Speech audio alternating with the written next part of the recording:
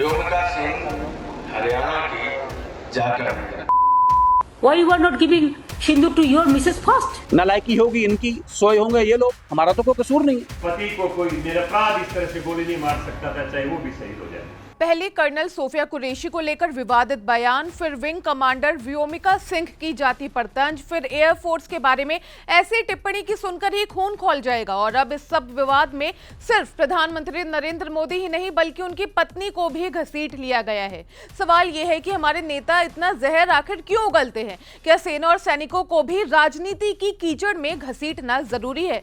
हाँ, मैं बिल्कुल साफ तौर पर कह रही हूँ, कम से कम सेना के ऑपरेशन और किसी की निजी जिंदगी को तो बख्श ही देना चाहिए। आज की इस रिपोर्ट में हम इन्हीं बेतुकी, बेहुदी और शर्मनाक बयानों पर बात करेंगे, एक एक करके। ऑपरेशन सिंदूर को लेकर नेता लोग कुछ ज्यादा ही बदजुबानी कर बैठे हैं। आइए सुनते हैं इनकी जुबान से निकले जहर को, और यकीन मानिए सुनकर आप भी कहेंगे बस बहुत हो गया। सबसे पहले बात करते हैं बीजेपी विधायक रणवीर सिंह पठानिया की। पठानिया जो जम्मू कश्मीर के उधमपुर ईस्ट से विधायक है, उन्होंने ऐसा बयान दिया जो सीधे सेना की साख पर सवाल उठाता है। उनका कहना था कि ऑपरेशन सिंदूर के दौरान एयरफोर्स के जवान सो रहे थे, यहां तक कहा कि हमारा कसूर है कि हमने इन्हें पलकों पर बैठा रखा है, ये इनकी नालायकी है। अब इनसे एक ही बात कहनी है, साहब अगर हमारी फोर्स वाकई में सो रही थी तो क्या आप जाग रहे थे? और अगर वाकई में आप जाग रहे थे तो सीधा एलओसी चले जाइए, फिर हम आपको भी पलकों पर ही बिठा लेंगे। हालांकि बाद में वो अपने बयान से पलट गए और अब कह रहे हैं कि इनके बयान को आउट ऑफ कॉन्टेक्स्ट ले लिया गया। अब आते हैं बंगाल की मुख्यमंत्री ममता बनर्जी पर। उन्होंने पीएम मोदी पर आरोप लगाया है कि वो ऑपरेशन सिंदूर के जरिए राजनीतिक फायदा उठाने की कोशिश कर रहे हैं, लेकिन बात यहीं तक नहीं रुकी। उन्होंने कहा हर महिला का सम्मान होता है, वो सिंदूर सिर्फ अपने पति से ही स्वीकार करती है। पीएम मोदी, आप पहले अपनी श्रीमती को सिंदूर क्यों नहीं देते? कहने वालों का कहना है कि ये बयान निजी जीवन की सीमाएं पार कर गया।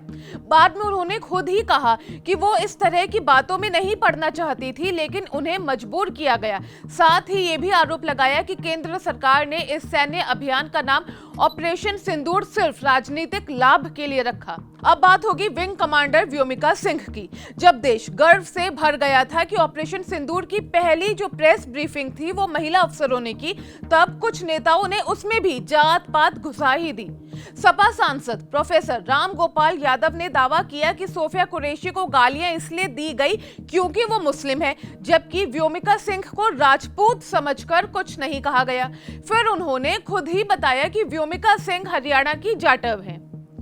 अब सोचिए, सेना के पराक्रम से ज्यादा नेताओं की नजर उनकी जातियों पर है।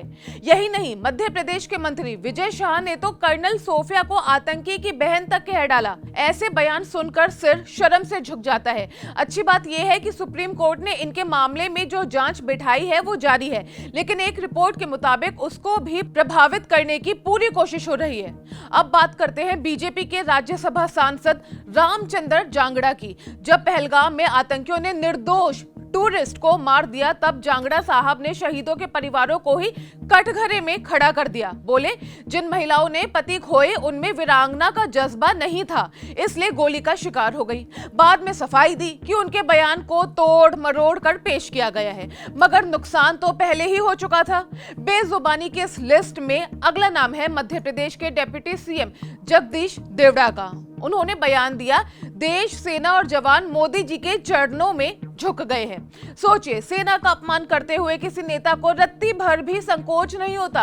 कांग्रेस ने इसे चीप एंड शेमफुल कहा और जनता ने सोशल मीडिया पर अपना गुस्सा जाहिर किया। सवाल ये नहीं है कि नेता किस पार्टी के हैं, सवाल ये है कि जब देश की सेना देश के लिए जान की बाजी लगा रही है, तब क्या उस पर राजनीतिक टिप्पणियां करना, जात पात का मुद्दा उठाना या निजी जीवन में घुसना वाकई जायज है?